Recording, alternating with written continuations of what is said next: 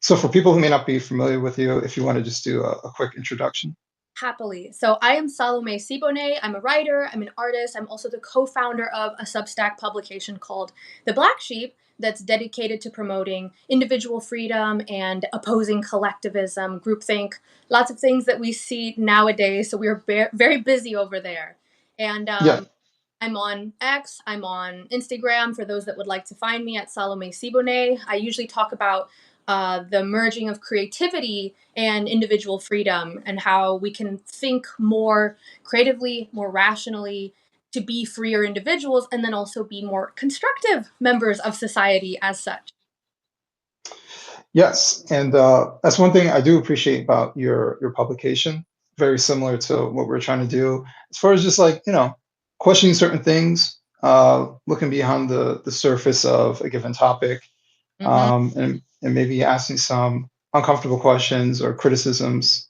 Getting past Uh, that is something you have been really great about speaking on because we see that come for all sides of the political spectrum. All yeah. suffer from that tendency to become really tribal and deny the truth and suppress people who have well-meaning concerns in favor of just keeping the group controlled and conformed. And so that's another thing that we do at the Black Sheep and that you've been doing for a while too. Yes. Yeah. Absolutely. Um, Well, this is the first time I'm doing like on a Friday night, so Oh, maybe we'll get a decent amount of people coming through. nice. Um, Out and hang with us on a Friday night on that's your right. live stream. Um, yeah, so I guess I'm very free flowing, and well, we could talk about whatever. But I guess the thing on my mind, we were talking about what's going on, John. How you doing? I guess the thing that's on my mind to talk about is not to be tribal, but it's like the thing that's just glaringly obvious.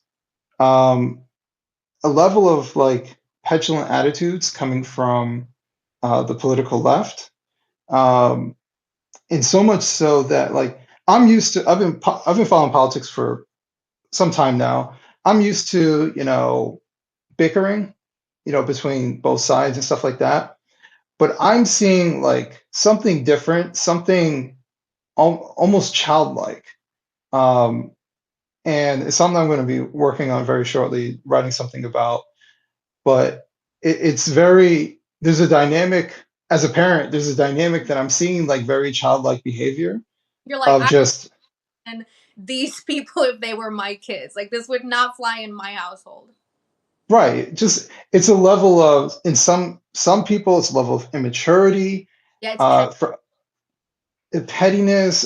In some, it's this pie in the sky belief. It's like when you're a kid, they make you think like, if we can just do this and peace will come in the Middle East, and then you can fix the world's problems. And it's very like children believe that stuff, but adults like they want to believe that stuff, but they know that like, listen, life is more complicated than that, and that's what we're seeing. So like, and I have to always like say this.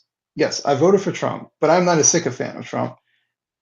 And so when I'm seeing people engage in like political dialogue, they say you see one person saying, "Listen, we got we got to get this under control. We got to do X, Y, and Z, and there has to be some sort of bipartisan." But right, that's how they're talking. They're talking like adults.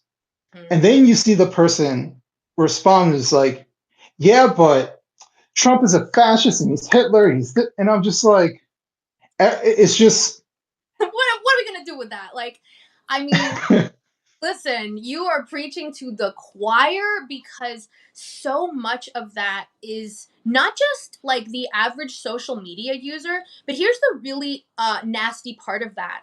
I believe that you can see the roots of that in like previous decades of mainstream political commentary media like the Rachel Maddows, the Keith Olbermans, these type of people that were on mainstream TV and were completely hyperbolic and whose mission was to kind of just like rile people up into this fear. And you see that continue on even with these networks, as they are dying, they just keep doubling down on these childish, tribalistic modes of discussing politics. And there's something about like the entertainmentification of politics that I think Mhm. out what you're talking about, where you have what you're talking about, right? Like the serious people, the pragmatic people, the people who have been watching the game for a while and who also just know that I can have what I want, I can have my ideals. And then there's the reality of trying to pursue that in a world with other people who have other ideals that they want. So compromise has become this really dirty word in American politics for a long time now. Gosh, like for the majority of my life, it was looked down upon as this like you're giving up. And of course, then we got like the whole you can't compromise with a Nazi, you can't compromise with a fascist. But of course, who is actually the Nazi? And what is the definition by which you're using to accuse someone of being a fascist? And so you just end up with like all this hyperbole that, sure, you get to feel good about yourself and pat Mhm. your on the back for being so morally righteous.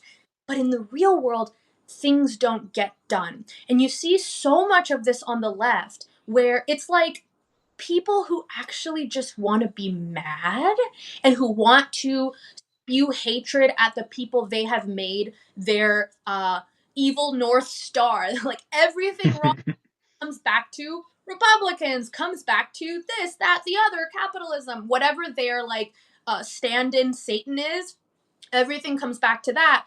And they're not actually concerned about solving the problem. They just want to shit on the enemy and pat themselves on the back. And so I think that as we see the rise of media, like not just social media, which is the obvious one, right? Like now everybody's turning to politics and news as like a source of entertainment that we can just like dunk on each other about. Because the reality is, unless you're very serious about what you are doing with your time online, you're probably not enacting that much change with your quote tweets dunking on like some politician or whatever. Change is a gradual, complicated process, and it often happens locally. It often happens by you taking real action in your local community, not just by talking shit about other politicians or like different ideologies online sometimes, right? Like that's a full-time job if you're going to do that. You know well that that's not some little like, oh, in my hobby I'm going to talk shit about politicians that I don't like and that'll change the world. Like it won't. And so instead we have like this media ecosystem that like siphons off people's concerns and gives them this like playground to just talk shit about it and not actually do anything. And Mhm.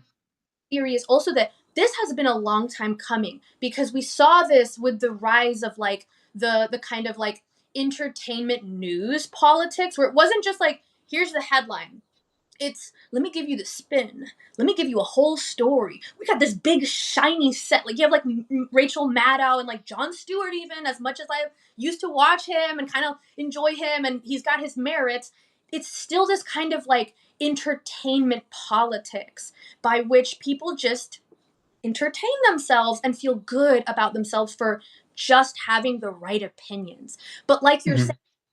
just having the right opinion doesn't actually get anything done. That doesn't clean up the litter in your local community. That doesn't help the homeless people in your local community. That doesn't stop foreign wars that you might be against. That doesn't change policy for the big banks or whatever you're concerned about. It's just entertainment. And so I think like we really have this cultural phenomenon where we are confusing real action, reality, with entertainment and having opinions.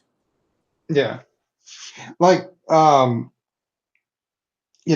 been very lucky to have a bit of a platform to like at least say stuff, but never in my mind do I think Adam is changing the world. And I was like, if at most I'm changing very specific people a little bit, right? And so that's me with with the platform I have or And the you platforms I'm able to get on. like you're not just someone that posts online and does nothing else. You speak Right. critically. You speak on news programs. Like you actually have written two books now. Like Yes. you really do put in the time and the work to make change and to have like an ecosystem that people can go into deeper if they want to learn more.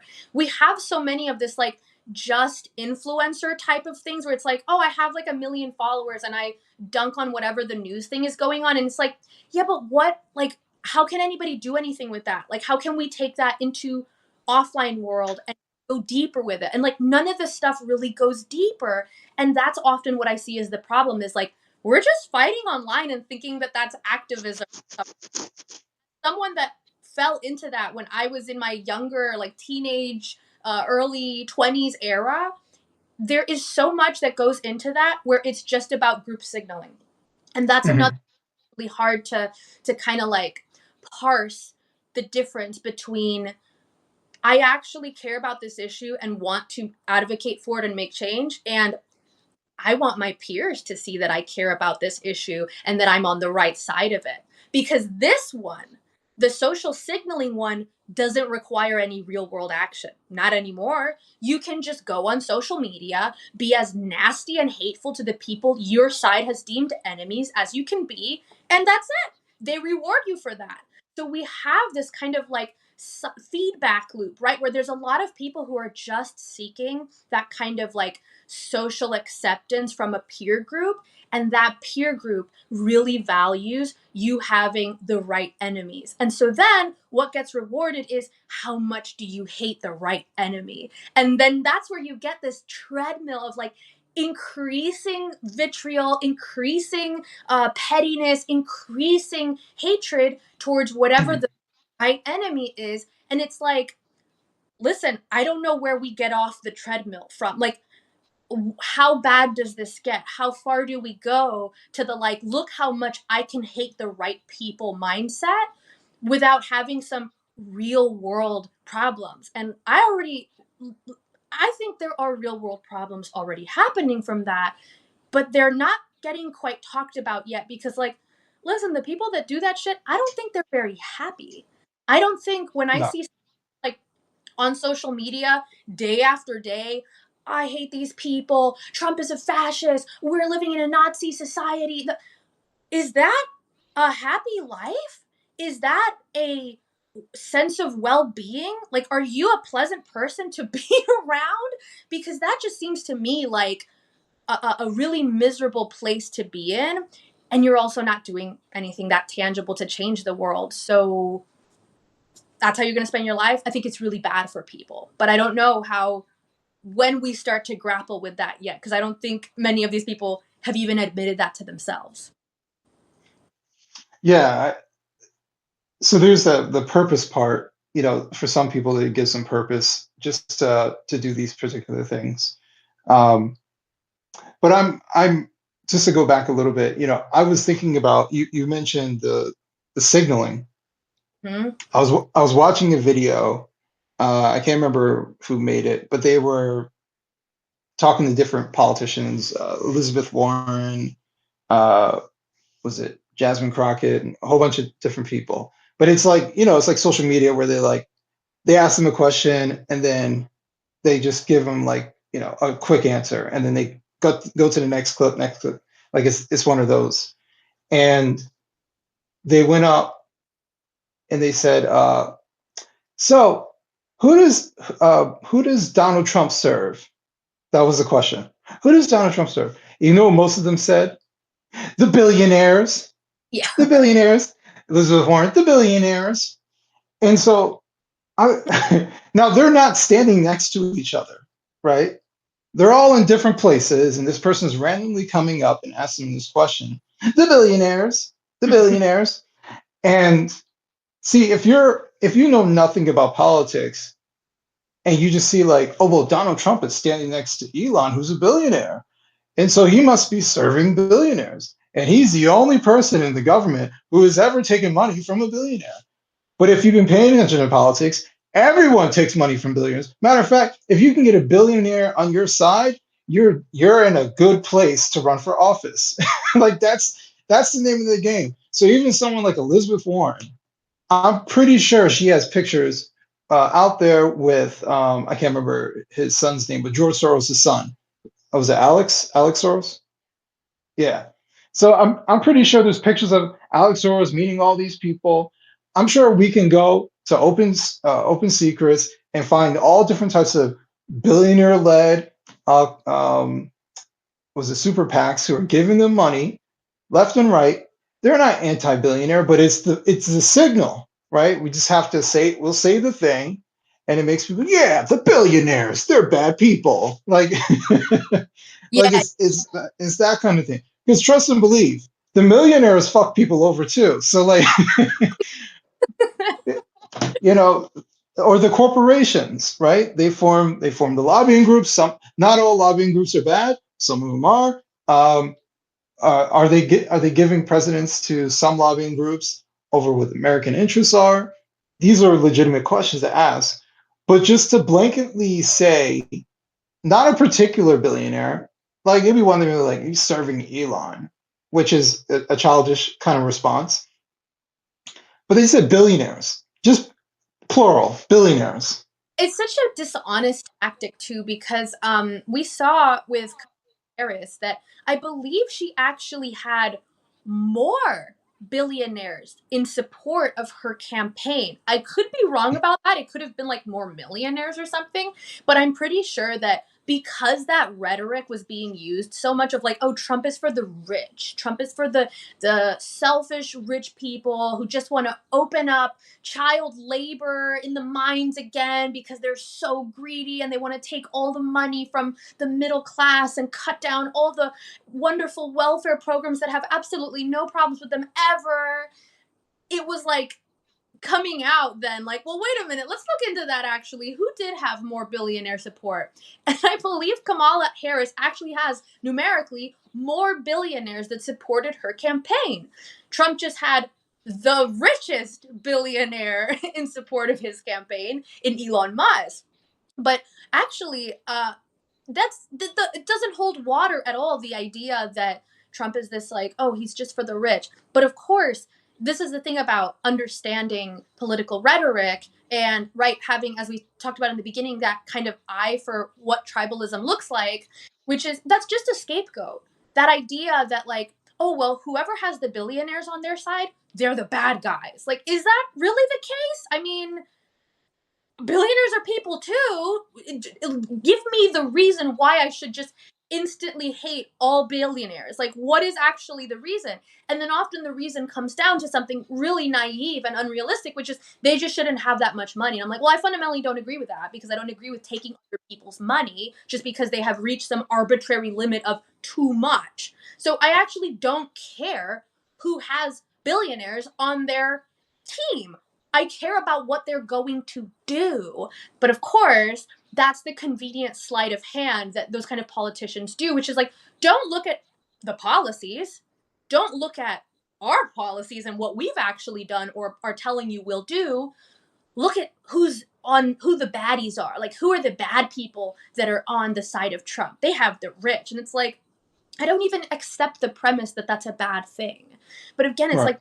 like scapegoating and that kind of rhetoric. It's just so deeply unserious. And honestly, like I would love for us to get to a point of as a culture, as a society where we have this knowledge of like, wait a minute. Pretty sure there was some other regimes in history that made the rich their enemies, and it went really, really bad, like starvation level bad, when you started just making the rich a catch all category for enemy. That's not what a political campaign should be about. It should be about what are you going to do? But of course, deflecting that is very convenient when your policies are bad. Right, or you just don't have one. See, I there was a quote I heard earlier today from Cindy Austin from The View, and Sorry you had to hear that. I know. And she said, so it had to do with what's the name? Al Green being censored, and most of the Democrats didn't want to do it, but there were 10 Democrats who wanted to censor. And so she was upset because 10 Democrats strayed away from the pack who Mm, wanted to censure him. And she said the Democrats need to learn how to be an opposition party.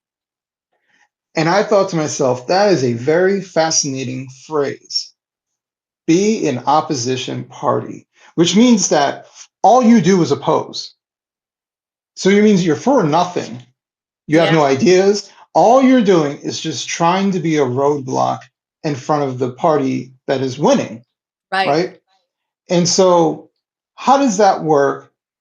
See, this is the difference between we elect people to be in office to do for the will of the people, right? But in her mind, see, Sonny is a millionaire, mm, right? Politics, whoever's in office, she'll be fine, right, right? And if there's more illegal immigrants that come in, you know what? She can say from her ivory tower, yes, more illegal immigrants come in.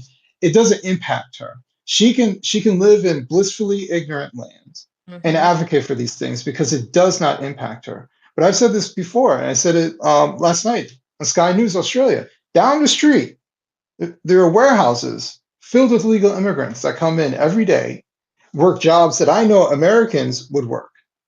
They want to tell us that we wouldn't do it, but trust and believe they would do it. And so this is a real world scenario that I see firsthand, foremost. And for her, she can romanticize about being this opposition party who's on the right side of history that wants to stop the bad man from doing bad things. And so they don't have to have ideas because the ideas don't matter. Because right, right now, for her, it's a team sport. See, for most people, we're like, all right, what are you going to do? What are your campaign promises, right? For her, it's who looks good, who sounds good, and who are they against?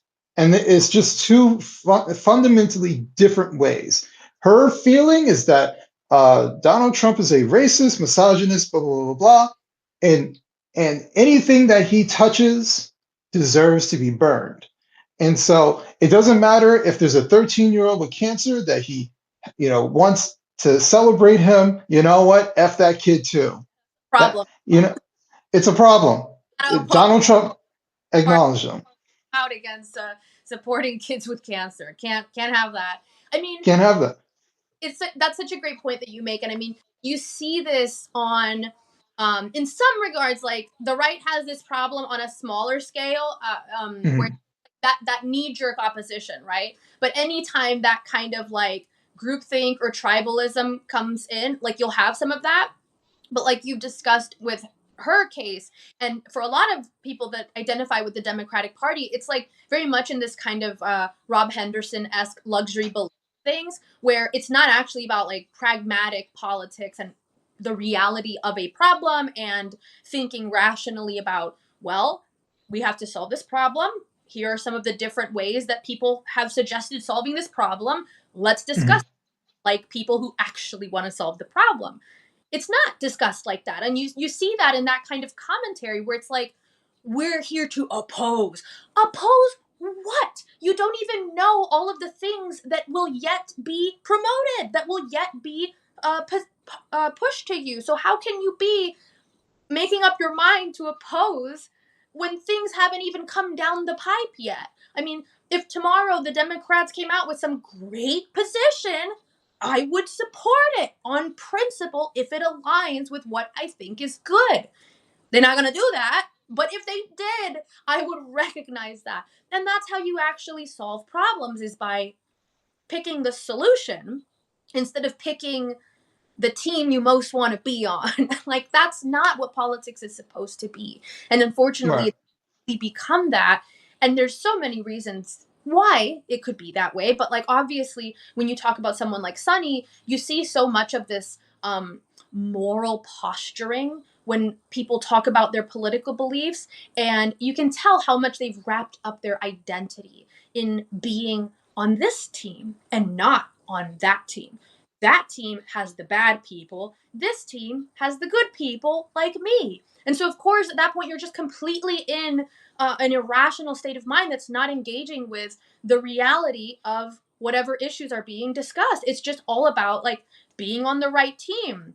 And I just would love if we could see that more and realize what it looks like to actually grapple with political problems and be a serious person trying to address them versus doing that, which is this kind of social signaling and this like champagne socialism idea of just like I have the means to dabble in politics as a hobby, as a personality, as a way to signal how morally righteous I am and not actually try to bridge the gaps, try to cooperate. You see this so much. So I'm going to give you an example of something that's really bothered me the last few days. There's this movie called, I think it's called No Other Land. Yeah, and it won the one of the awards that they gave out at the Oscars or something. I forget. I don't keep up with the awards show that much anymore because they ain't making that many good movies anymore. So, but this one Right. won, and it was like uh, a Jewish Zionist director or producer and a Palestinian anti-Zionist director slash producer, whatever. So basically, you had this joint team that was trying to advocate for better treatment of Palestinians in the West Bank specifically, not necessarily Gaza or the war. And great, right? Okay, it's supposed to be a good movie. It's supposed to be more about like we want peace. We're trying to bridge the divide. But you had, in response to this movie winning, which should be a win for people who care about the plight of Palestinians and like injustices that can happen in these kind of conflicts, they should be happy with this. And yet you Mhm. had people that came out and said, we're not supporting this movie. This is a bad thing for the Palestinian movement because it normalizes Zionism because of the director who was like a liberal Zionist or whatever. So someone who does want to make peace, but still is like wants some kind of Zionist policies to support Israel. And so, because of these two directors or creators coming together, and one of them being like kind of outside, not just full on Palestinian rights all the way, but still supportive of cooperation, the more extreme people in like the Palestinian rights movement rejected it. They're like, this is a bad thing that this movie won, and we are rejecting this movie as something that is helpful to us and we should support. And to me, it's just like, what is the actual end game? Because the reality is, you have to find some kind of compromise with the people that you don't agree with if you are serious. Because there is Mhm. no perfect world where I get my way exactly as it is. I get to enact my ideology in exactly the way I want it to be forever. Also, like we have to contend with the future and the fact that like people are always changing their minds and like pushing different ideas and things change. So I mean the idea that you could enact your specific ideology with no compromises and be completely unwilling to bridge the divide between people who are like, hey, I'm not fully on your side, but we have some things in common, and I'm willing to work with you on those things that we have in common. If you can't do that, you will lose. You are not a serious person, and that is the realm of like political ideology and politics as simply a social club by which you get to have this like beautiful righteous position that never goes anywhere because you don't do the work of actually trying to bridge the divides. Mhm.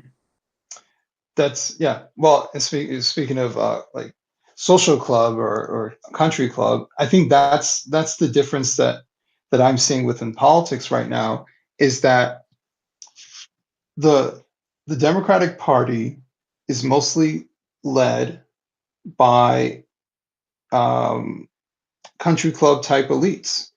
Um, and for some of those people, they used to be Republicans, right? They were, and some of them were the snooty Republicans that we didn't like years ago, Mhm. or I can speak for myself that I didn't like years ago. And you know what they did? They jumped ship as soon as Trump showed up, and they went over to the Democrats and said, they brought this crazy person who doesn't want wars. Like, and that's actually I would you made you made me think about something. So to let's try to be fair and balanced, as they say. So let's criticize Trump just a little bit. So I want to talk about Trump 1.0 and Trump 2.0. Yeah.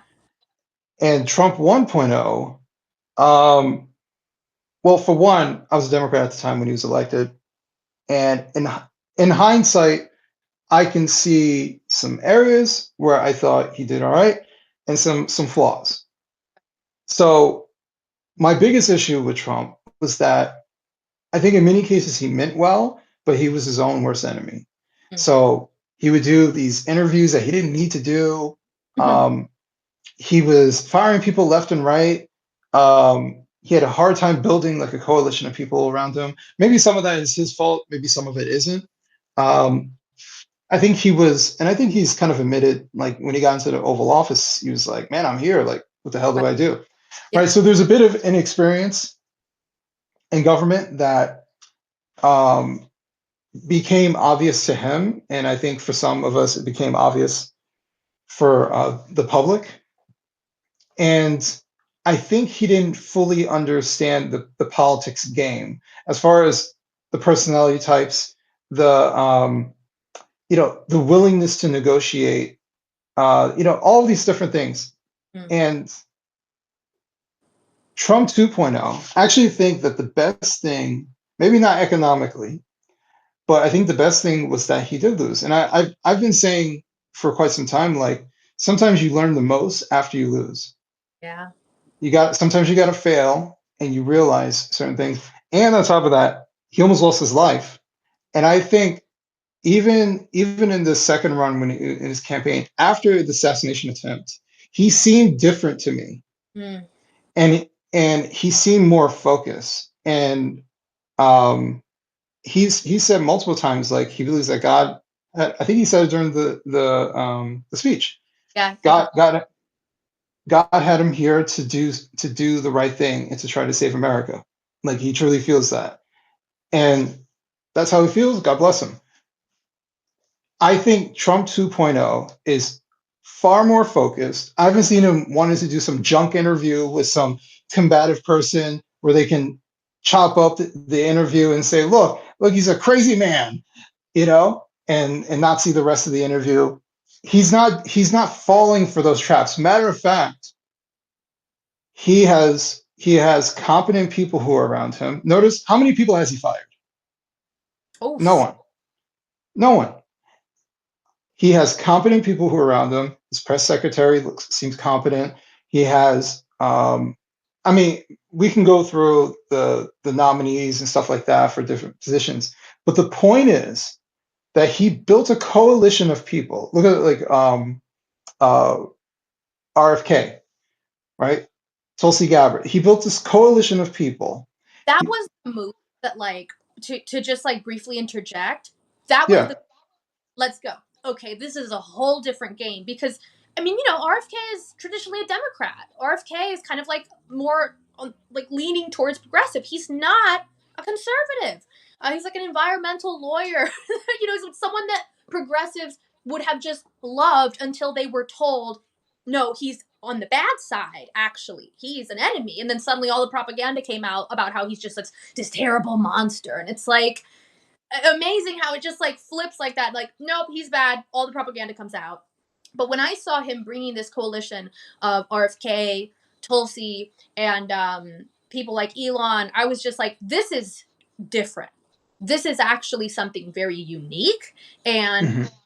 different from his previous campaign and very different from all the campaigns that I have seen in my lifetime because that kind of coalition building between people who really are different in their ultimate worldview on what the US government should be doing, but are aligned in their distrust of the establishment and their belief that the government ultimately should be working for the people, and their willingness to be dead honest about what that is, instead of just that kind of like campaign rhetoric of like, oh, we're here to serve the people, and then immediately get into office and it's like time for war. And it's just like nothing Hmm. happens.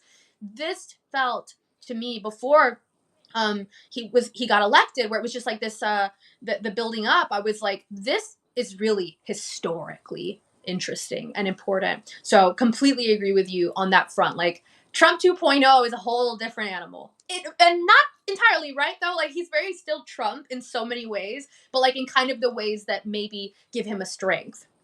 Yeah, yeah, and if there's one word I can say, he seems more serious, Mm-hmm. and he has serious people who are around him. He's implementing strategies. Look at granted, well, no, he's technically allowed to tweet, but he has True Social. But the stuff that he puts out on True Social is not like goofy, getting into the dirt of like what we would be arguing about in that moment. You don't hear from him. You Right. hear official statements. Sometimes I'm like, he didn't write that, like type of stuff. He's not calling people names. He's not wasting any time with that stuff. He's working, and he feels like I got 4 years, Mm-hmm. probably less than that politically speaking, but he's like, I gotta do everything as fast as I possibly can. And I remember telling my wife, like, I think it was like 3 weeks in, I was like, I've never seen a president do nearly as much as what he is attempting to do. He effectively shut down the border, Ah, and just started taking motherfuckers all over the country, right? And he's got a bulldog of a border czar who he's like, there shouldn't be one guy coming in here. So they're trying to get it down to zero, and I'm like, that's what we needed. And people were bringing up the fact that like the Biden administration made it seem like, well, we just have to pass this bill. That's the only way we can get some sort of border security. And he's proven like, no, you just have to want to do it. you just gotta do it. Actually, I'm not. I'm whatever. My positions on immigration is complicated. Like it's not really an issue that I take a strong position about. Like I have similar to Mhm, you, and share sympathies with like conflicting positions in terms mhm, of government overreach, but also obviously border security. Like there's all these issues that I really sympathize with. So I'm not advocating for any like particular position when I discuss it because I just don't have a good one. But mhm. listen, I saw the difference. So as doesn't even have like a really vested interest in the immigration issue enough to like speak very intelligently on it. Oh my gosh, it was like suddenly we just had an immigration policy and it was just executed. I'd never seen anything like it. Like it just started happening. And I thought that was so fascinating and clarifying because it really shows how much, in some ways, the American people get used to dysfunctional government, where we just Yeah. get to the idea of like, yeah, it just kind of doesn't happen that fast, Like it's a complicated process and it hasn't been solved yet, and there's this partisan gridlock. Apparently not. Apparently a lot of that is just smoke and mirrors that allows for problems to not get solved when really perhaps it just takes execution. Yeah, or maybe what I would call a problem, they don't call a problem, Mhm. right?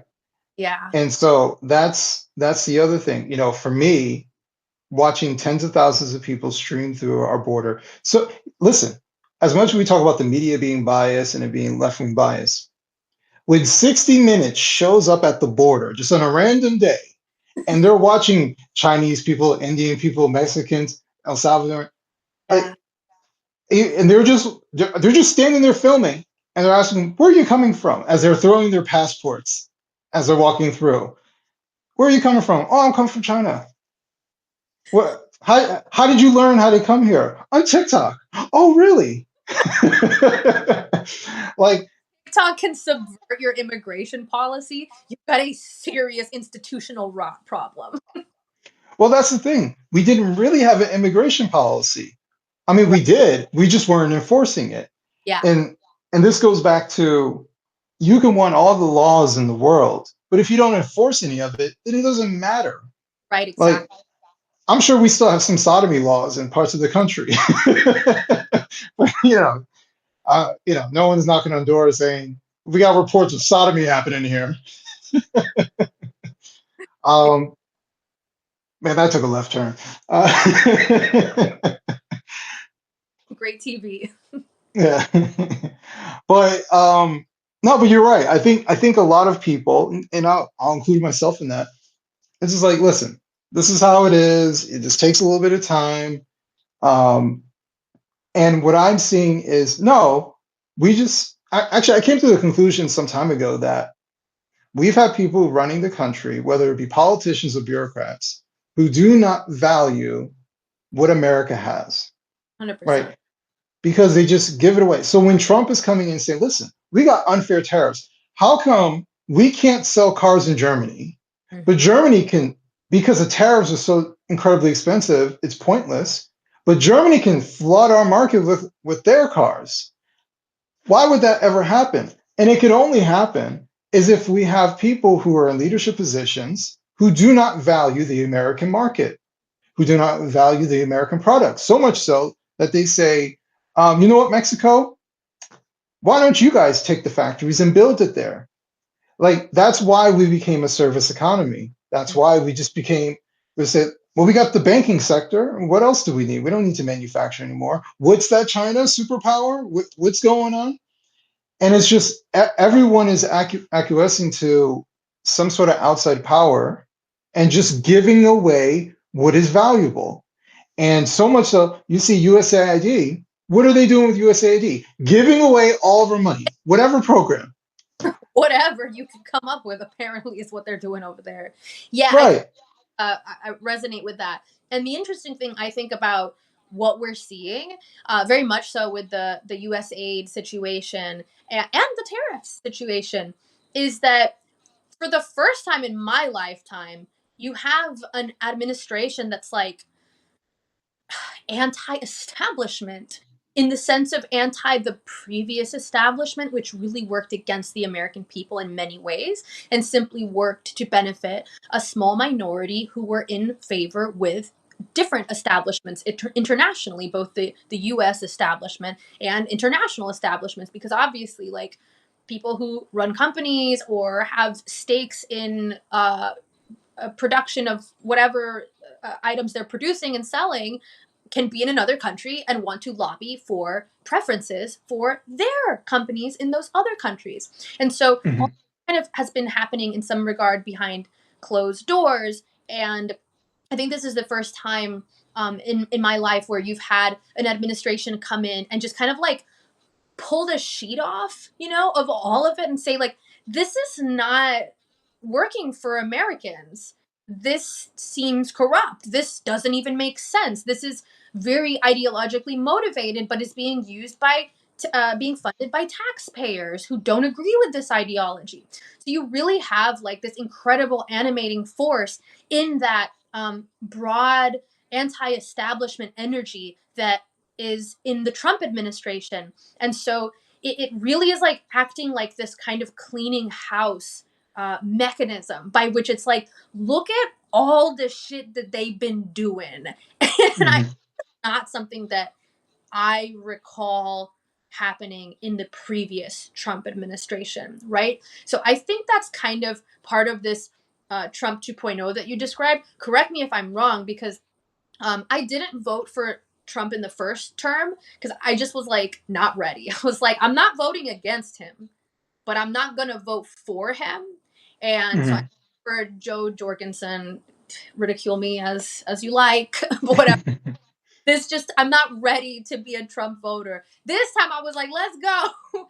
But the like I'm not that politically savvy yet. Like I don't want the other party to win, but I'm also not ready to like go this far.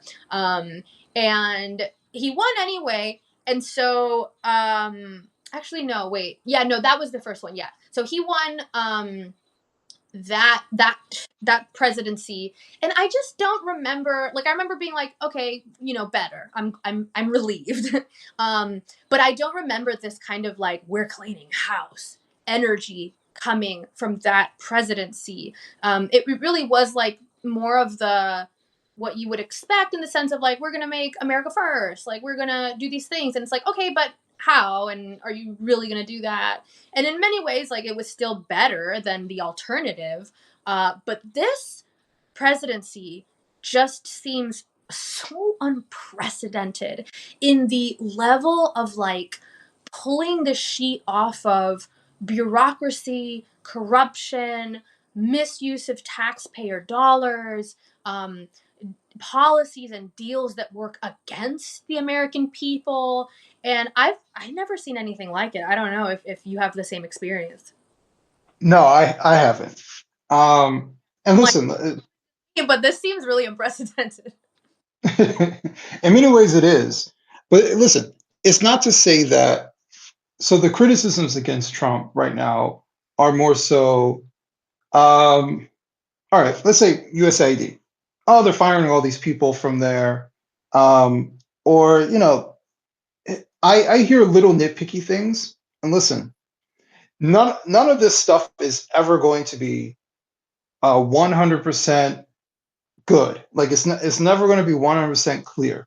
Yeah. But for me, I'm like, okay, but the point is, and this is the point, we have to do these things. So the fight right now, they're saying, oh, they want to cut Medicaid and they want to do this. This is going to be a a battle over language, Mm, because if I take away, I don't know, let's say you have a budget of $200 billion, and if I say I'm cutting 50 million from your budget, right? Now, how I dress that up really matters, because how most people might interpret it is you're taking away $50 million that would go towards services. And it's like, no, we're cutting the fat off because you don't need 10 people to do the job of two. Or this role is obsolete. We don't need that. Or, hey, we've been wastefully spending money on this stuff. We don't need that. And I think we have to do things like this to force us to become efficient. yeah. And what's been happening is, like even the whole debt ceiling. Mm, You got to raise the debt ceiling. You just got to do it. You just got to. And it's just like, well, why? Why do we got to? Why do we got to raise the debt ceiling? yeah. Like no one ever proposed, and this is bipartisan. No one ever proposes, hey, maybe we just don't spend all of our fucking money. Like, why don't we just like cut back? No, Right. no, no. You got to get more credit cards. Like, could you imagine the person that you hung out with? And you're like, you're broke, man. And I know you got 50 grand of credit card debt, but you got to pay your bills. So get another grand on credit cards. Like, you wouldn't do that. But we do that with the federal government only for the simple fact that the federal government can print more money. That's that's it. Because if they did it, if it was like the states can't do that. The states they have a budget, and that's what they have to stick by that, right? But the federal government gets to say, yeah, sure, $500 billion into this thing, and then the printers roll up, and comes some more cash, and we send it to Ukraine or wherever it needs to go. The federal government for decades, and it's non-consensual because I'm not YOLOing with them. It's YOLO, and it's like I completely see the problem that you're outlining, and it's going to be fascinating to see how this gets handled by the American people across the political spectrum, because USAID is a great example of a fundamental difference in the belief about what government should do. And so, broadly on the left, and this has been the belief that has been shared between Republicans and Democrats for a long, long time, since before I was born, which is that government is a tool for funding things that we need or want. And that breaks down differently along party lines. With Republicans, it tends to be war or things like that they want to fund. With left leaning people and Democrats, it tends to be things like Medicare and public schooling and different kinds of social programs. But both are stemming from the belief that it is correct and good to use the government to fund things. And I don't share that belief. And we have not had an administration that takes seriously the idea that there are some limits to that, and that perhaps actually it's not so good to use the government to just fund everything because, hey, we can. Or the thing is good, so it should be publicly funded. That's not the only way to have a thing. We can have things Right. them privately funded. Or, you know what, let's get real crazy. What if it was voluntarily funded? I would just love to see wars become a GoFundMe campaign where it's like, we want to start GoFundMe campaign opening. Taxpayers can support us at their will. Yeah, great. Let all the people who are really down to keep funding war in Ukraine or war in the Middle East or whatever it is, fund it. But do it voluntarily. Don't extract money from people that don't want to fund things. And so, of course, you never see anything like that floated because we've had this, like, oh my gosh, decades and decades and decades of honestly, like, this kind of like, I don't even know, it's like propaganda, but it's also like just this cultural milieu that believes the purpose of government is to give you shit. And it's like, no, that is a novel, relatively new idea. For most of history, that's not what government was. Like, there was the basics of like, your king protects the lands, that's it. It was not like, oh, we're giving you all these social programs, oh, we're funding all the different community projects that you need or whatever. Like, that was it. Like, it was like, we'll fight if someone comes here, we'll fight or whatever. And that's it. Mhm. And so now we have this like really bloated concept of government as like a provider of things. And so for the first time, you have a political administration that's like, not always. And I think, I don't know, but I mean, for me, it's been very inspiring and relieving to see Elon Musk be influenced by great libertarian thinkers like Hayek, where he has posted quotes and like shared different libertarian thinkers who very much take the opposite view of that, which is when you create these funding sources for different things via the government, it's often going to be at the expense of something else that could be more beneficial for the people because you're taxing them to do it or you're creating Mhm. money to do it, which comes around and bites you eventually. And also, it could be at the expense of the industry that could be the thing that is providing that service or good or filling that market need, but you're creating this like shitty government funded option instead. So, for example, you have like, oh, I just lost my train of thought. Where was I going with that? Okay, like let's go back to the USAID thing, right? So you Mhm. have flowing of money. And so you end up with these weird things with like, oh, we're giving money away to have like a transgender representative play in Scotland.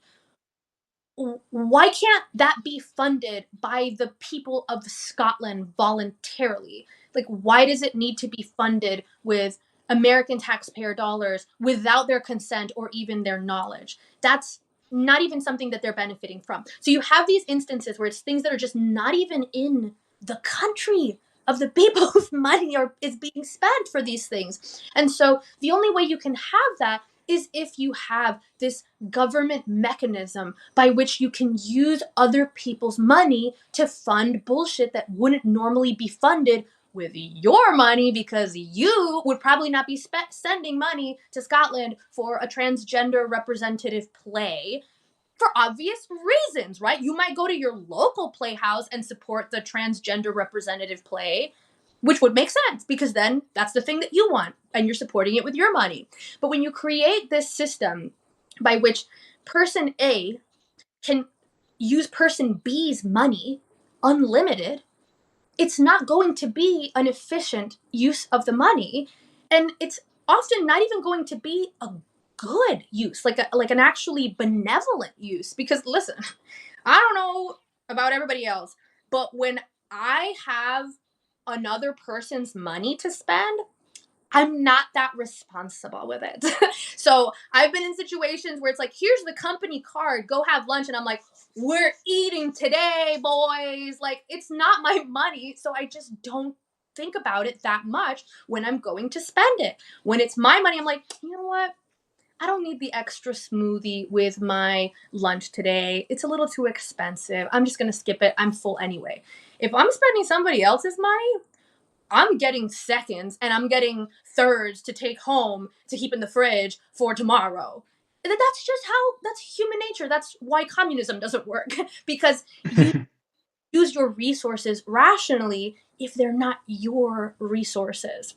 So the Right. U is a great example of like, for maybe once in my lifetime, having an administration that actually believes that it's not always the government's purpose to fund every little thing in the world that people think might be nice or might be good, and that actually it's good to use taxpayer money efficiently. It's not evil and selfish to make sure that the money that is being forcibly extracted from taxpayers is used in a way that actually benefits them. And so you see this with the USAID thing, right? Where there's these sad stories, and they're sad. Listen, it's sad when people lose their job.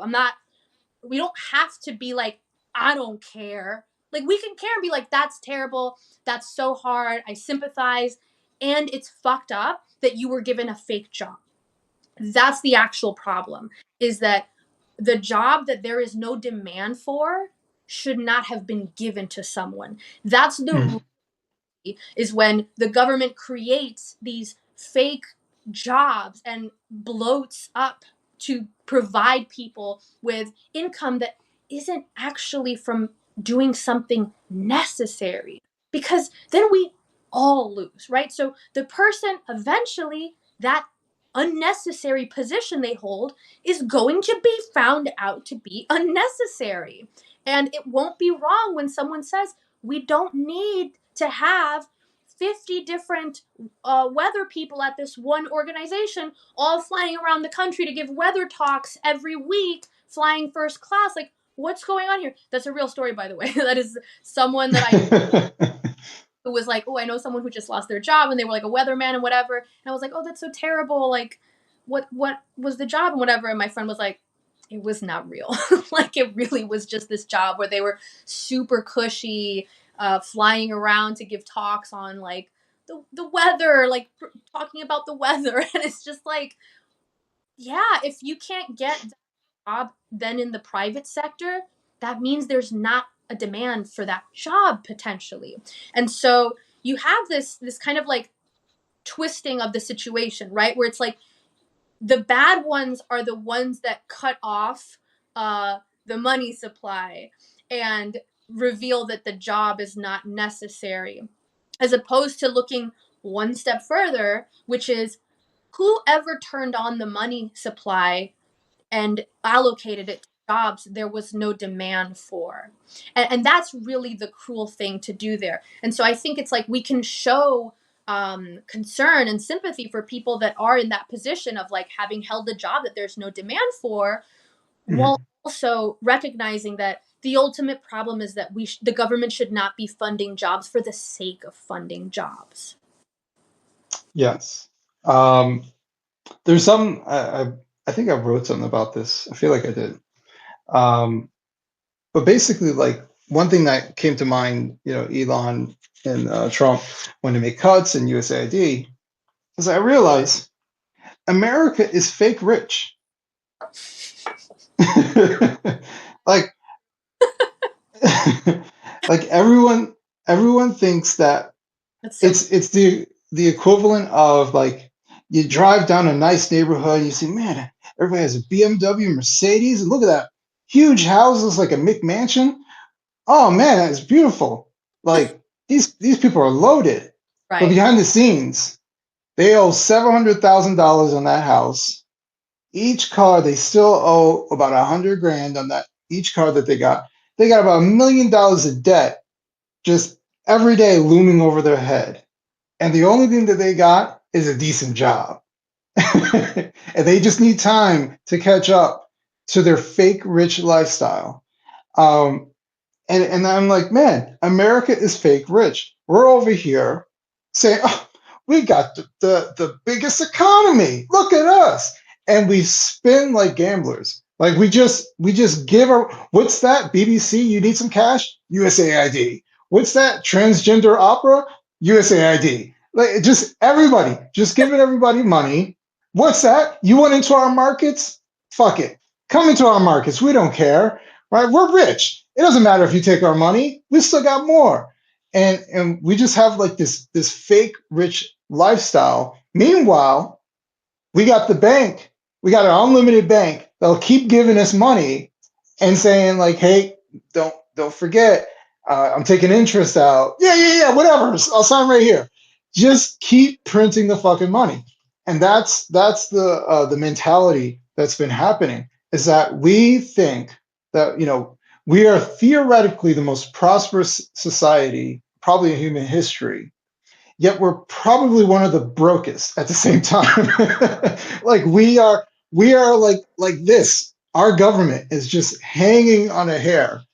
Um, Ugh, because there's going to be a day that we're not going to be able to pay our bills if we keep going in this direction. How many more trillions of dollars of debt do we need to accumulate before we say, I think we're broke? Like, we ain't got no more money. Um, it's really but yeah. really scary, and it's sad. Like, it actually makes me sad, as funny as it is, and like as crazy it is as it is. There's just this sadness to it because the wealth comes from the people. It's not the Mhm. creates wealth. The government just takes people's wealth and then uses it to supposedly like do good things with it and provide things for us. But like at the end of the day, most of these things are all funded by taxing citizens who are doing the work of creating value in their society. And it's like, oh my God, just let them have their money and stop fucking around with the money printer. Like, step away from the money printer and just let people live. Get out of the way. And so you have this like really just kind of contradictory situation where yeah, America has amassed like such an incredible economy and such wealth and prosperity, but now the this is kind of like the thing is you then have that threat of the parasitic government that it's like, oh wow, what a prosperous country, let me help you with that. And it just starts with what we have now, which is like this incredible national debt situation. And I think it's a strange thing also because most people don't think about it. Like, we just don't think about it, right? So I was in New York just a few days ago, and there is in Times Square a counter up on a wall somewhere, like a big billboard sized counter, and it's just like national debt, and it's just counting away. And I was like, wow, in New York, like people give a shit about that here. I'm surprised that like that is here at all. And it Mhm. made me think about how much we don't really talk about that in terms of our normal political discourse, which usually revolves around so much culture war stuff. And the culture war stuff drives me crazy because so often it's like, we don't need to have these debates, y'all. Just like leave people alone. Like, stop trying to force someone to take a vaccine they don't want. Stop trying to force people to live a different way and in a place that you don't even live. Like, let's just do what America was originally very much designed to do, which is allow for differences between the states. Someone that lives in Alabama doesn't need to live in the same way that someone that lives in California does. That's great. But instead, we have this kind of like culture war discourse where you have people that are in Alabama fighting with people in California about like whether they should have legal weed. Don't. Who cares? I don't care. Like, make it illegal in Alabama if that's what all the people want. Okay, whatever. I'm against that, but like, you can do it there. And so we've lost focus on like the most obvious solution to me in terms of dealing with culture war issues. And because of that, we lose focus on like the real hard to solve issues, which is like the national debt and the like crazy interventionist government that is extracting wealth from the people and misusing it, like we've seen uncovered again and again by the Trump administration and Doge just in like, I think it's been like 1 month or something. It feels like it's been like 1 month. And so we don't talk about this more serious thing. Like I really like, I don't know. I never hear anybody talk about the national debt. Like it's just not an issue that my generation seems to care about. Like it's always been something that people who are more conservative and like in politics, like actually like really politically savvy talk about and seem to understand what it means and like the importance of it. And everybody else is kind of just like more stuck in the partisan culture war concerns or like the broader concerns. And so we have this thing just like going off in the background. And in some ways, it's really an omen or a symbol of a government that really doesn't belong to its people anymore. I mean, yeah. Um, yeah, it's the equivalent of when you get the mail and you see the bills and you throw them away. It's just like the debt's still there. You, you, Yeah, exactly. uh, It's still there. Oh so man. that's why I say like we're broke. America's broke. For everybody watching, America is broke. We are Oh broke. We're fake rich. We're doing all right on debt. God. I mean, we have maybe a chance. There's some criticism, I believe, towards the Trump administration in this regard. It's Mm, have like I don't know, I don't necessarily hold this because I haven't looked into it enough myself to vouch for this. But there's criticism that like, okay, you have Doge going through all these different programs and like cutting, like USAID stuff and just things that it's like, yeah, we all agree with most of these things being cut, like they're overspending and it's like inefficient or it's just like straight blatantly like ideological propaganda in other countries being funded, and it's like no.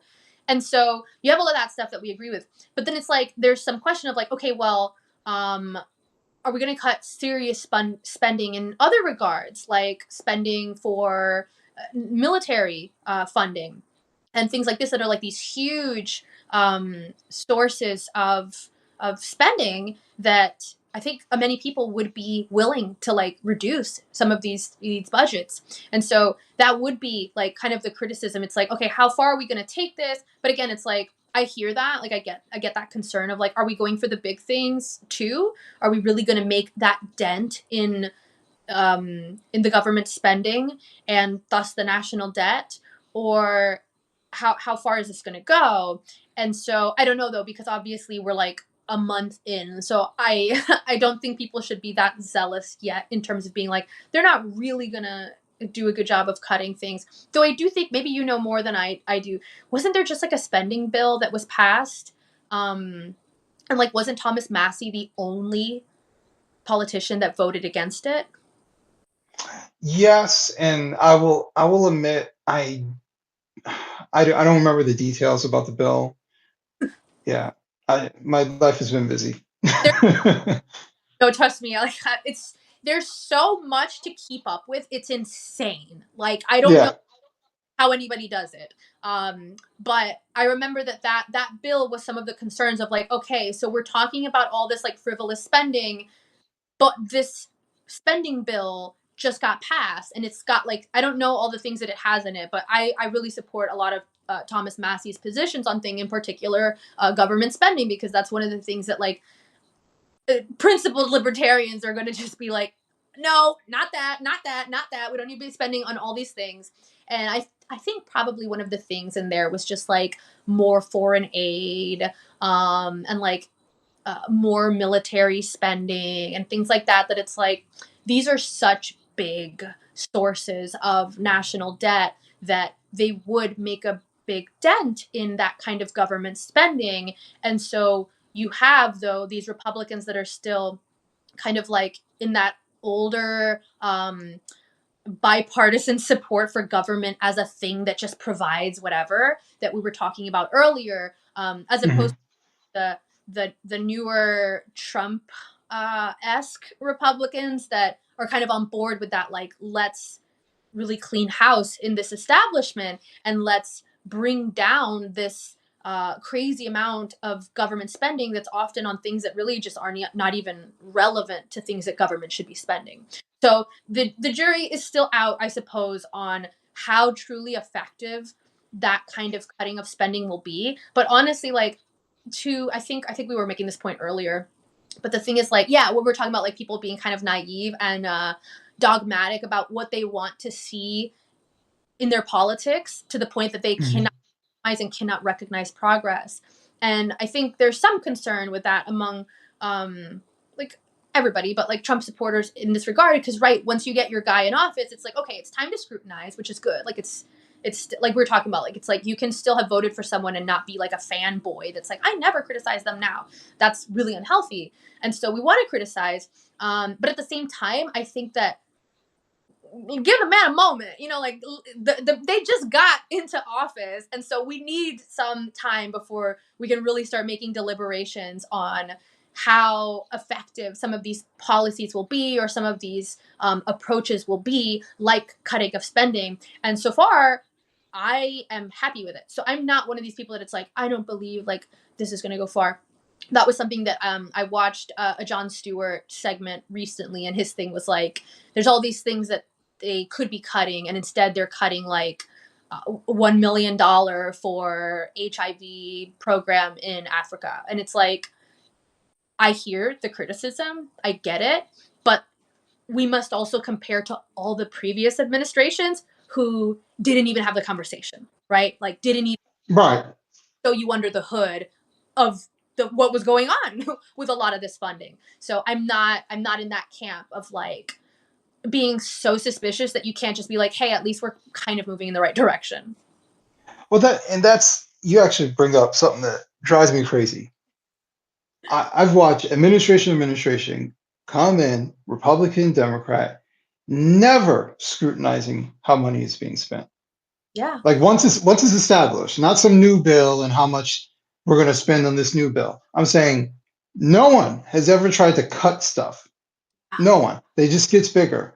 And so someone comes in and cuts stuff, and now they want to act like, well, why didn't they cut this? You Exactly. didn't you didn't have a standard for anything getting cut before. Now someone attempts to do it. Now you want to scrutinize how they're doing it and how much. Yeah. And like it sounded like cutting things wasn't a priority for you until someone started doing it, Yeah. you know? Ex- So it's like the you weren't interested in that guy until some other woman was interested in I- exactly. him. And that's something to be really aware of, because we can discern between that kind of like rational and important scrutiny of an administration, which is like, are you keeping your word, right? Are you staying good on the things that I voted for you to do, versus that kind of thing where it's like, you didn't vote for the ban, one. Okay, so there's that. You have a lot of people that are like, oh, how are those egg prices doing? How are those egg prices doing? That shit drives me crazy. That is like on the their slogan is like, and how is this gonna fix the egg prices? And it's like, you don't care. Like, that was something you made very clear that you did not care about the increased cost of living for people. And so why are you pretending to care now and throwing it in people's faces that like, what exactly, like, miracles didn't happen the day after Trump was elected? It's also just like the egg prices thing drives me crazy, because it's like, that's not how economics even works, and that shows such a fundamental misunderstanding of economics, that you think like the day one the president is in office, boom, all the prices are going to drop. Like, if you think that's how economics work, do not be anywhere near a policy or a government, because that is like price control logic of like, why don't we just set all the food to zero price? It's like, that's not how it works. So that kind of mentality is already like really telling on itself as like, I don't think you should be commenting on the egg prices. You may not know actually how prices even work. But nonetheless, you kind of see this like this desire to be like, oh, how's that going for you? You voted for your guy, and have you got what you wanted yet? And it's like, well, first of all, like, it is not even month one or something. Like, we are in the very beginnings. But also, it is just that same thing of like, you only care to worry about egg prices or tax rates or whatever when it's giving you an opportunity to dunk on an issue or a person that previously you never cared about the issue or the person on this regard. So it's a very like uh underhanded thing, and that's so much just goes back to what we were talking about in the beginning of like the pettiness and the immaturity that you see in a lot of political discourse where it's like, I mean, we can have a serious conversation about whether things are actually happening in the way that we wanted them to happen and in the way that people were voted for to have those things happen. But it doesn't look like that. It doesn't look like throwing something in someone's face when you have never cared about that thing before. Yeah. Yeah. And listen, I don't, you see how often I argue with people online? Fucking never. Because because at the end of the day, um, I feel like even for me, I have my opinions. I think it's therapeutic for people to express themselves, to discuss things. I'm all good with that. But not in the least do I think that I'm changing the world Mhm. in like some grand way by gaining all these followers. And now I might impact some people on a very small level, and the only reason I know that is because some people tell me. Right. That's about it. Um, but to go after people, to fight with people, to try to one up that person, like I value life far much more than to waste my time arguing with people that I don't know on over the internet, um, which is quite easily when I engage in a conversation and it goes bad faith. And I say, well, this is bad faith. I'm out. Peace. I have no desire to win Yeah. anything between you and anybody else. So Yeah. I wish more people took that approach to not take politics serious. Actually, I told my wife because she's like, should I get into politics? I was like, don't bother. It's fine. You don't need to. Like, you don't need to get into it, like follow it every single day like I do, right? Because I feel like I'm built for it in a sense that I don't take it personal. Hmm. So like I'm just like it's like watching sports, Right. right? If the Knicks lose, the Knicks lose. But if the Knicks lose, I don't lose my job. Like my life isn't turned over because the Knicks lose. The Knicks just lost, and they lose often. At least throughout my lifetime. And so, same thing with politics. Something is happening every single day, and you know what that thing does in the grand scheme of things? Fucking nothing. In the grand scheme, like 95% of the things that we talk about mean absolutely nothing Hmm. until like in the grand scheme. There's a number of stories that pop up, and then like if your mother knows about it, your grandmother knows about it, and they're That's not politically minded, then you know that it's crossed over, right? exactly. But the rest of the stuff, like that's what kills me when I read people like Trump said this. Oh no, that's it. That's it for his campaign. I'm like, no one besides you and I will ever give a shit about Yeah. that. So, I think people have to take politics less seriously in the sense that like certain things happen, but it's not the end of the world. Like that's why, with me writing this book, there's nothing about the government in my book. There's nothing about voting for parties. Nothing political about it. It um, is about what you are capable of doing, right? Especially from a parental standpoint. You, absent of the government, you are capable of being a better father and mother to your child. Is you're being personally responsible for the things that are happening in your life. Do those things. Get off the fucking internet and like go be a better parent. Go be a better human being. Treat people kindly. Treat people like you want to be treated. And so, like, do those things. You don't have to fight with avatars online. Mm. Um, Learn something. If you want to learn more about politics, learn about politics. You want to discuss these things in your pastime? Sure. But what's more important? Your family, being a better wife, husband, being a better mother, father, being Mm. brother, sister? Like, what is more important, that or arguing with a monkey avatar? Like, You can tell we can talk about that all day because I think that we live in a time where one of the biggest strengths that you can have is understanding exactly what you described, which is having your priorities right. And it's kind of like what we discussed earlier on in our chat, where the this kind of fixation on politics and making it your world to the extent that it's like also so hyperbolic, and you're becoming a worse person for engaging. Hmm. That to me is like red flag. I don't care what you think about where society is going. I don't care what you think about this policy or that policy.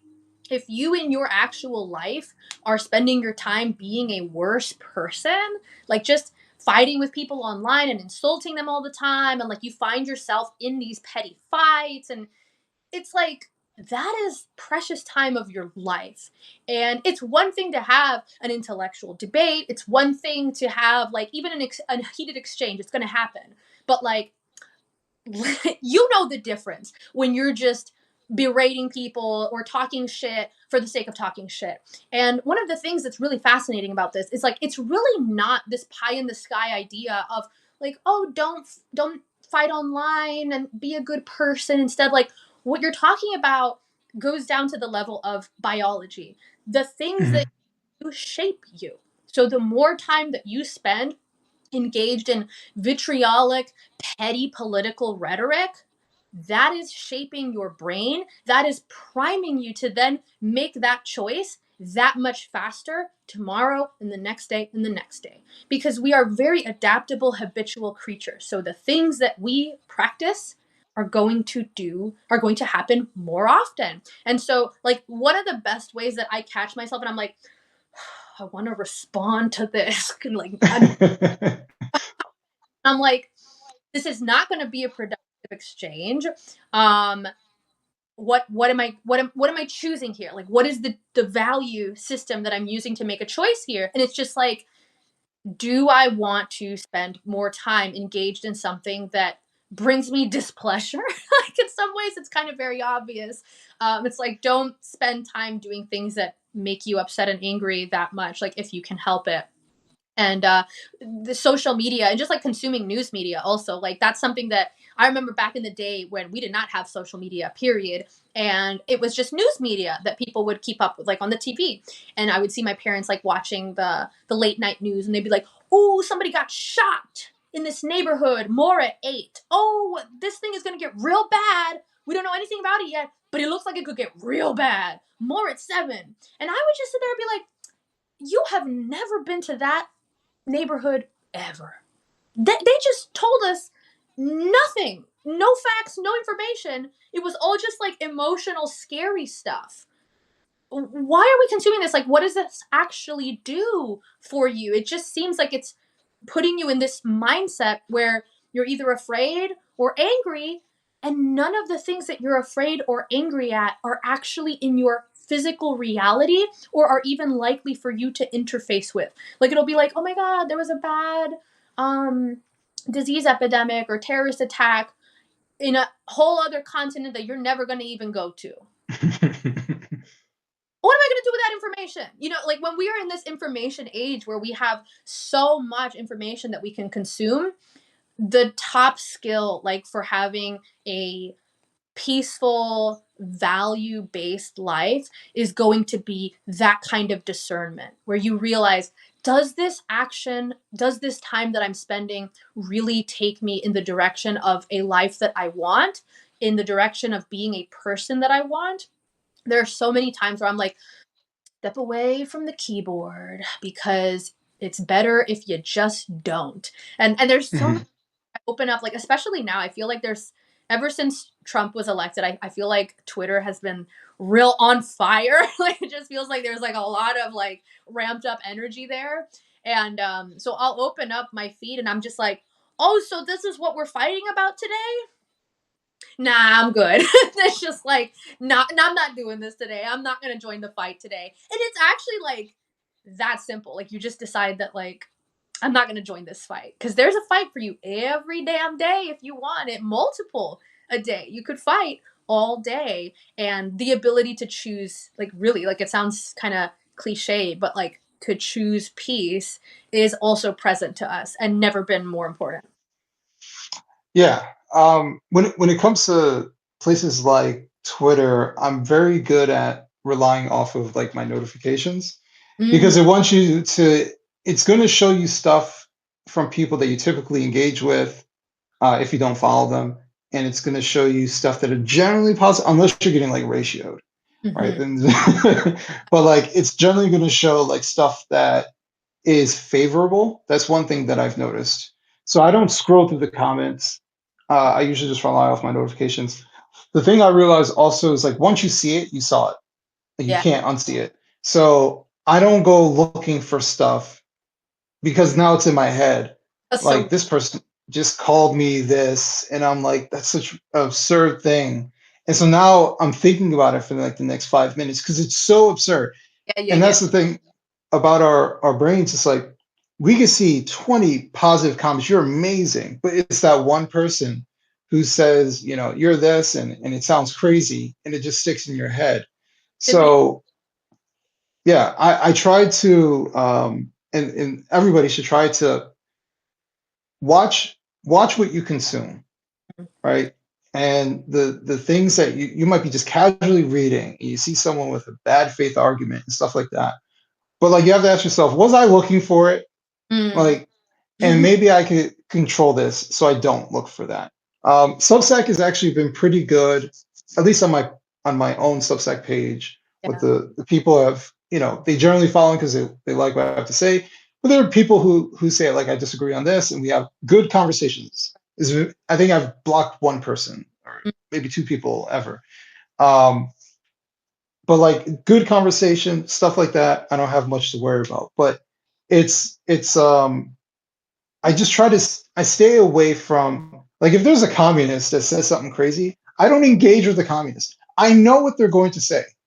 Like this, it's very clear what they're going to say. We're not going to agree. There's no point in having that dialogue with them because they are so radically in one particular way, and I can already tell by how their conduct that they're unnecessarily aggressive 9 times out of 10. So there's no point. I don't get anything out of this. I lose time and become more frustrated. So I just avoid it. Um, Yeah. but it's to say it's not that serious, and I think we should be more mindful over what we consume, even if it's just briefly. Absolutely. You know, it's interesting also because, like, I just think that this is going to be so much bigger of an issue than we have been able to grapple with yet because there's just so limited research on the effects of social media. And the research that has been done was like on social media 1.0. It was on social Mhm. media so much different from what it is now. I mean, I remember like every now and then I'll remember my early experiences with Twitter, and I'm just like, it was so different. Like it just had such a different culture because I was on it really, really early, and we were still using hashtags on Twitter. That's how long ago I was on that. Where it was like you still use the hashtag, and there would be like, so, it was just like the most janky workarounds to try to post a picture. It was like such a mess, and but it was like so much more benign, and like nobody really used it that much because it wasn't that integrated into our lives yet. It was kind of just like this micro blogging thing that was a novelty. Now we get news off of Twitter, off of X, in like a very real way. And so, and people have livelihoods on it. Like they're making money on it. It's just Yeah. a whole different animal now. And so the research that we have on a lot of the impacts of social media, it's not on that kind of social media. It's on like the earlier kind of social media. And so we really just don't even know how this stuff is going to shape us. I was at the gym today and I saw this like middle-aged kind of person in front of me, and they were looking at Twitter. And there's always something weird to me about seeing other people on social media in public spaces that are like very neutral in a way to me, and like older people usually it's really because I'm like, we're really reaching like threshold where social media usage is becoming that much more common that people are you're going to see people checking X, like it's X now, not Twitter. It's X, checking X on the plane, posting something on in the gym, and like people that are older, people that I would think that maybe it's not as intuitive for them to be on these apps, but they're the population of people that are using them is growing. And this is Yeah. why they're so weird now, and like why the culture on them changes. Because for instance, X is a really interesting example to me because so I think there's this sense for some people around Trump's administration that it's like really unprecedented in kind of the speed which it's doing things, and I think that's true in some regards, and just like also very reckless in some ways. Like it's like, oh, they're just like throwing shit at the wall, and like it's just all this different stuff, and it doesn't make any sense and whatever, and like in some ways it really it does feel like that. But the thing that I remind myself is that we wouldn't know about a ton of the stuff that has been happening with the administration before the kind of news coverage that we get on social media, because there Right. wasn't that much access and new content around stuff. Even when you had like the traditional legacy media coverage, they had to like go to the place, get the interview, get the cameras, and then they'd all talk about the thing in their studio. And then that was it. And now it's just like there's just constant new creation and like a million different perspectives. So like you can be consuming news about the presidency every minute of the day. That's never happened before. That's never been possible for there to be so much news coverage of a presidency. And it's partly because there's just so many people who are online now talking about it and covering it. And so you have to discern between like, is the world really this crazy and scary? Or do I have Hmm. just this unprecedented pipeline of constant information about the world that I would have never had just 100 years ago? Just like seriously, like 70 years ago or something. We did not have this much information about politics. Like you got your press briefing, you got your like interviews, you got your breaking news things. You didn't get a live streamed meeting between between leaders. That didn't happen. And then you didn't have like tons of commentary after it in real time that people could then consume. And so it's like we have just so much information. And so I have no idea how that impacts us. But I think in some ways, like politics is becoming a kind of reality show almost, where Yeah, it is. you know what I mean? Like just like the same way that we would keep up with celebrities, and it's like, oh, we saw a picture of Scarlett Johansson at this cafe, and she wasn't with her boyfriend. What's going on? Like, and you just be like keeping up with it. I feel like that's going to politics now more, where it's like we're just keeping up with it all the time, and like they're the celebrities now. Like we don't even give a shit about the celebrities anymore. We're like, shut up, like shut, dude, just go make movies, like be quiet. And like, oh, Vance said this, oh, Zelensky did that. Like that is so much more interesting to people now, whether it's because they're for or against it. And before it was like we would be criticizing celebrities way more. Like those were the people that was like, oh, that degenerate celebrity. Like, oh my god, she's such a slut. Or oh my god, they're such a great actress. Blah, blah, blah. Like we would just talk shit about celebrities. Now it's just politics. Like it just seems like it's a lot more about the political realm. And so the speed with which we can consume and then comment on and engage with political news is just insane when you think of all of human history.